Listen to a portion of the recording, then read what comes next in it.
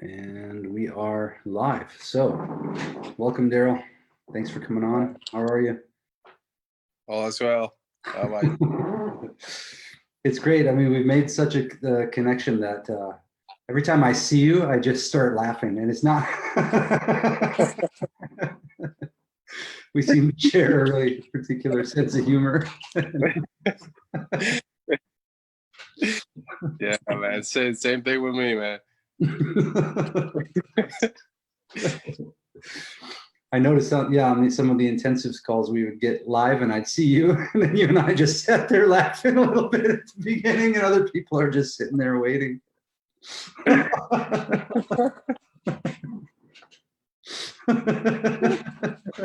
there was a moment where I think you were mentioning about I don't remember, it was a fake meditation or something, and you were like talking about thoughts, and I started laughing, and you were like, "What? What's up?" And I was like, with the whole yeah, they're from your father, the devil.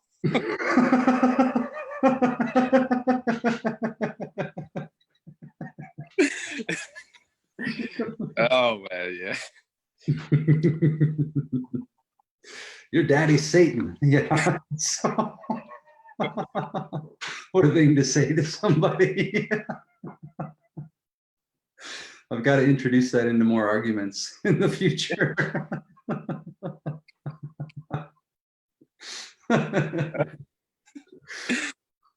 Oh man. All right.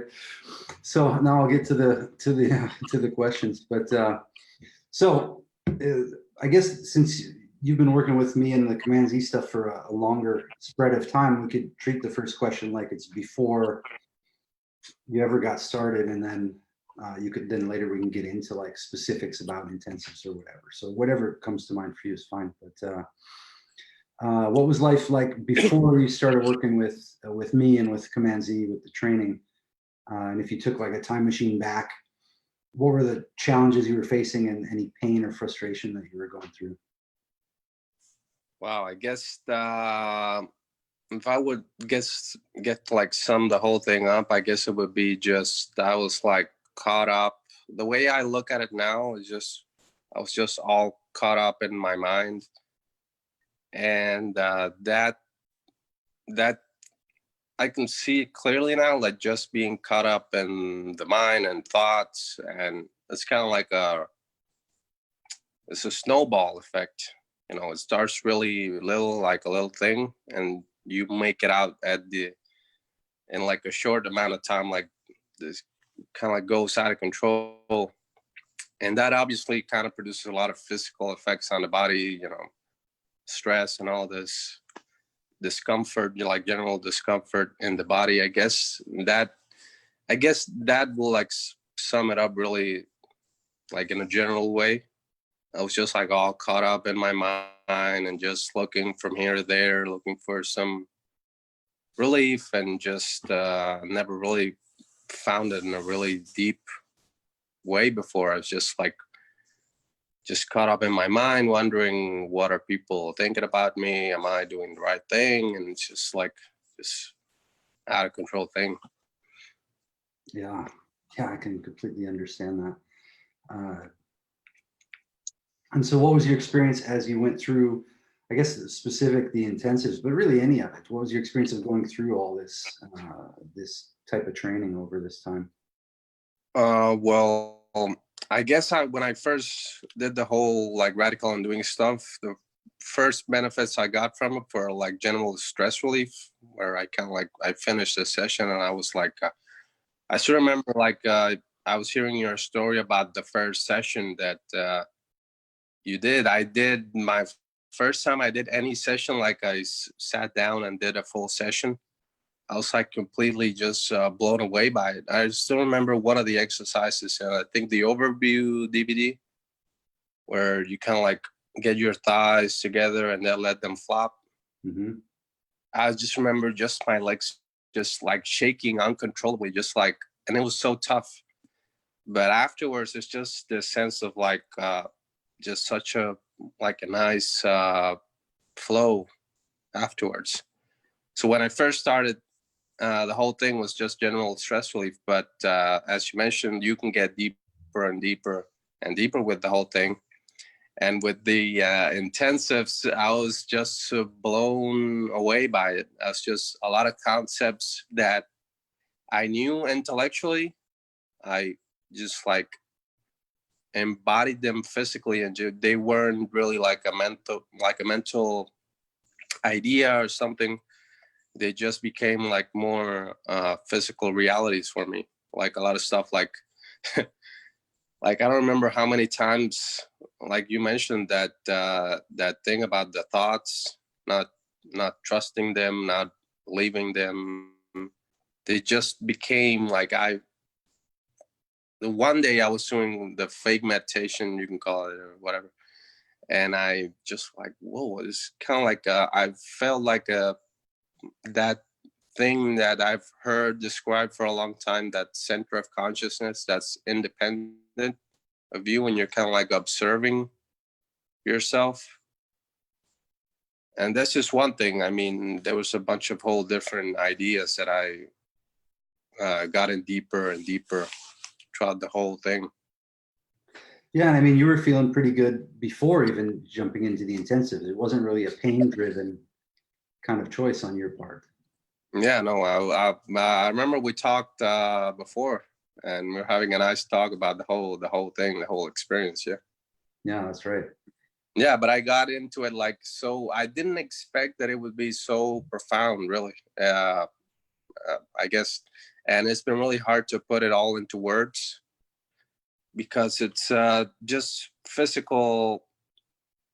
They were more like physical realities that got kind of like developed, and I guess I have a real trouble just putting them into words, the whole thing. But yeah, there's a lot of stuff like there's one of the exercises that I remember just going into. I was like, fuck, this is gonna be like, I don't know about this. I don't think I can do this. It's just like, you know, maybe I just go like and not do it and whatever. And then you posted something on Facebook, and just reading it, I was like, wait a second, this is interesting. I just read it, and it just had like such profound effect. And really over time, that exercise, particularly with food, even right now, I kind of like stopped that compulsion of just like eating like, oh, you have to eat like X amount of meals a day or whatever. I kind of like, it's just when I'm hungry, I eat, and when I'm not, I don't eat. It's just, that's No, it's awesome yeah, because it sounds like, it's so funny because some of these things sound like nothing. Like, oh, of course, that's whenever I eat too. And then I always ask people whenever anyone says I'm starving, I'm like, really? Should we call an ambulance? You know, like, how much time do you have left? yeah, I know. It's so funny. But when once these things, I mean, they're like, the only way I can say it's like their thoughts, and you can approach these things intellectually, but you can never truly like intellectually. I mean, there's no way that you can comprehend a lot of stuff with the mind. You must like embody a lot of stuff that you do. Mm-hmm. And that was just one of them, like just like the pleasure I had doing physical exercise and activity. It's been greater and greater. Let me see, a lot of it was just that, like you mentioned, it's like simple things, and you could hear them and just be like, oh yeah, whatever. But once you experience them, it's like really mind-blowing, the whole thing. I'm trying to think about there's one exercise that it's really tough. It wasn't tough while I did it, but I guess people can. I guess it was tough for a lot of people who did the whole course. But after I did that thing, I've noticed like a lot of my compulsions sort of like went away. Like a lot of stuff I did compulsively, like I won't even get into the whole details of it, but it's just like the whole thing just went away, and I don't know where the hell it went. But I haven't experienced that sense that, oh, I need to like that I would get into sometimes, when you get like stressed out, and then you feel like, oh, I need to like do this or whatever, I need to go out with my buddies and have drinks or whatever. It's just, it completely went away. A lot of my compulsions and all that stuff. It's really amazing, really. Oh, that's very cool to hear. Yeah. Yeah. And it's like the more you focus on trying to change or fix or improve yourself, it almost seems like that starts to enhance the hold of the compulsions. Yeah. And then it leads into like, okay, let's get some self-help books or personal development. And then you find out some new ideal that you're supposed to live up to. So, which actually compounds the problem, because now you've added a new thought and a new compulsion, which is to try to live up to this thing. And then that triggers the other compulsions. And then it's like a mess to try and sort it all back out. Well, there's no way to sort it out in the mind. And that's the tool that most people are using to sort it out. Yeah. Yeah, that thing, I guess I really got that concept. I really like that you cannot use your mind to like really deal with a lot of stuff. The mind is really like a lot of time works against you, really, a lot of the time. But that thing, like, it seems so simple, and it seems so like, yeah, whatever. I've read that so many times or whatnot. But once it becomes like a physical reality that you embody and you experience day to day, it's really like a mind blowing thing. You're like, whoa, this is not just something that I read in a book or somebody told me or whatever. This is something I now feel every single day. And it's not like, you still have thoughts. There's no way that you can possibly like eliminate all thoughts, but you're more conscious of them, and you're just like, yeah, whatever. Yeah, I don't have to listen to that. Like, just like if somebody would, like, if I guess I had the same effect as if somebody external to me were saying something, and I wouldn't trust that person, and I'll be like, yeah, whatever. Yeah, I'm not gonna trust you. Yeah, that same effect, and that's just so. I'm being mind blowing, the whole thing, really. Yeah, in a literal way, it blows. It kind of destroys the hold that the mind has over you. Yeah, and yeah, I think if you keep up with that body work, sooner or later, and for some people it might take longer, some people it might happen faster. For me, that thought thing probably took like 10 years. I'm looking back. I was watching some old videos from Hyatt, my teacher, and right in the video, he's saying, you are not your thoughts. Your thoughts are not gold. And I was like, man, I heard this so many years ago. And it only like the last 2 years did it finally sink into my functioning. And part of the trick was I thought that I understood what it meant. So I just went around like never investigating it any deeper. Just like, yeah, I know that. And probably even repeating it to myself. And it didn't connect with any of my functioning.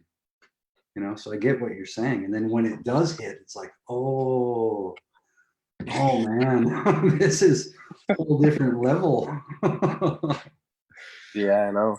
And a lot of that, like, I guess it would be like a minor effect, but once you get really deep into this whole thing and you develop presence and awareness every single moment, just like I just went back into like reading all this, like the Hyatt stuff, the Hyatt DVDs, watching all of this commentary, hearing the CDs, DVDs, even like TV shows that I had liked a long time ago, and it was just like this whole different thing.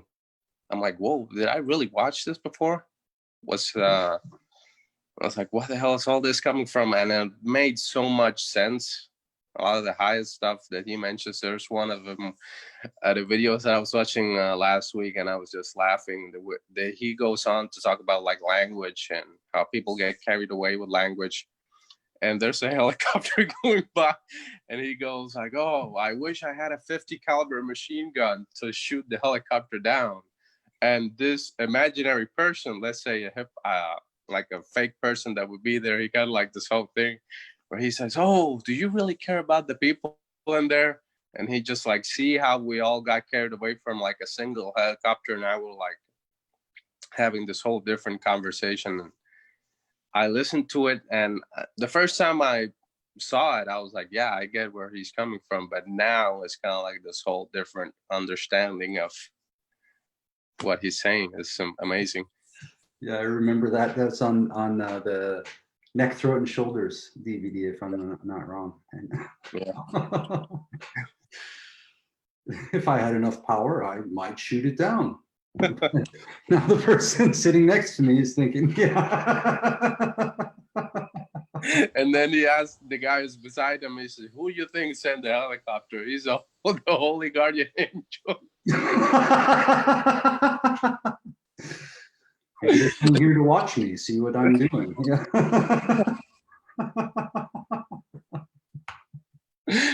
Oh man.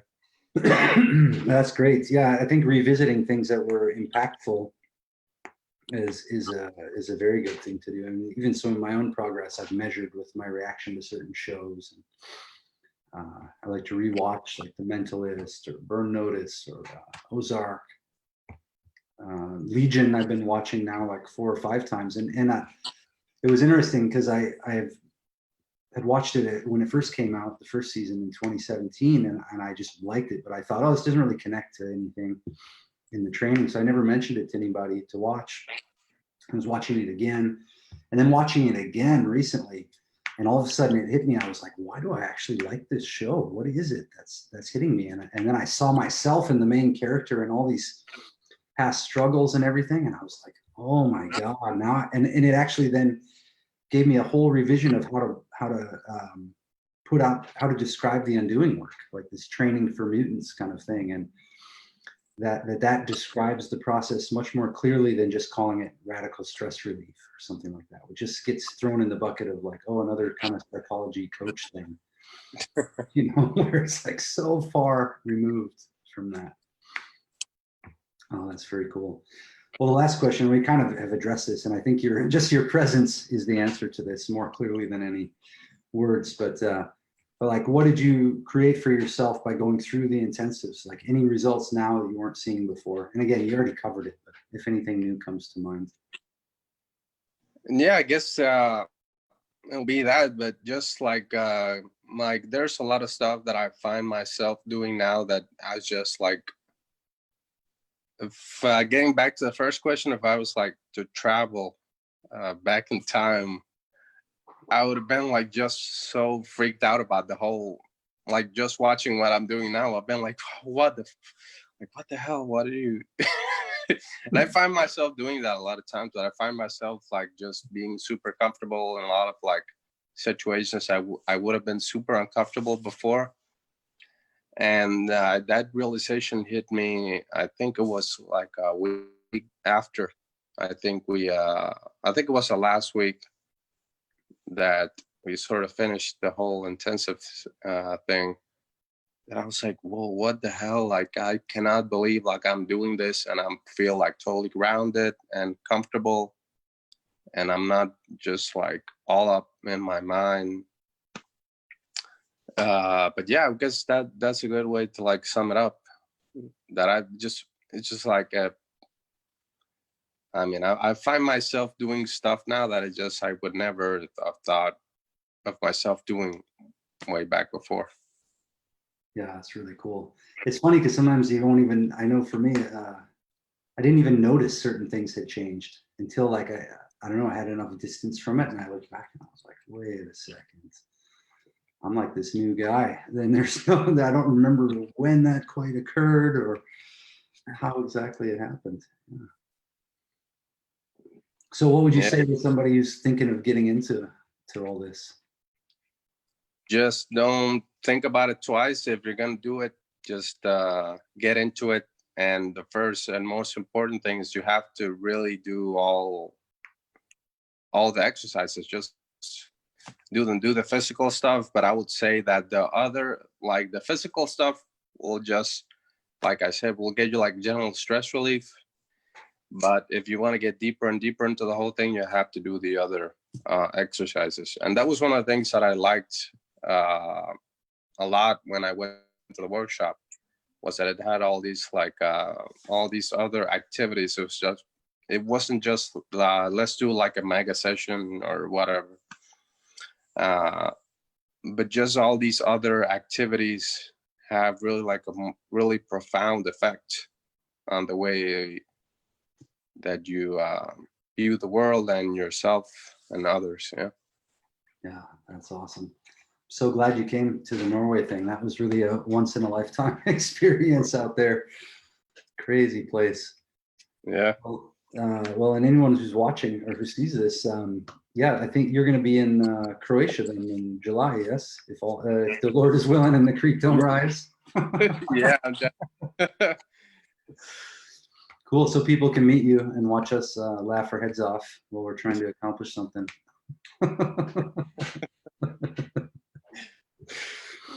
That'll be great. Well, cool, man. It's always good to meet up with you. So keep in touch as always. I'm sure we'll be sending videos back and forth and all kinds of stuff. So no lack of contact, but great to see you, man. As always, hope it's nice there in Florida, and I know you're going to have a good time, so I won't even say it. Yeah. Yeah, sure. Sweet, man. All right. Well, thanks again for coming on. I think this helps people, to really see that there's some value in this and differentiate it from all the other stuff that's available. So I really appreciate it. Yeah, sure. All right. Well, I'll talk to you again soon. Have fun. Okay. Bye. All right. Enjoy.